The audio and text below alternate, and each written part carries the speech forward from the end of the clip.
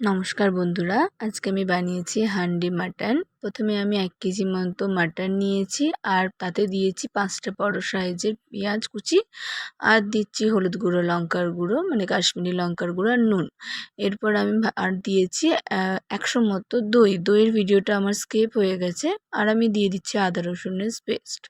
ভালোভাবে আমি সমস্ত উপকরণকে ম্যারিনেট করে নিচ্ছি। তারপর দিয়ে দিলাম একটু ঝাল লঙ্কার গুঁড়ো।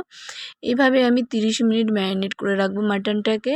আর অপরদিকে কড়ার মধ্যে আমি দিয়ে দিচ্ছি সর্ষের তেল, লবঙ্গ আর দারচিনি। এটা আমি ভেজে নিয়ে আর হাঁড়িটাকে ধুয়ে রেখেছি, তো হাঁড়ির মধ্যে আমি দিয়ে দিচ্ছি তেলটাকে।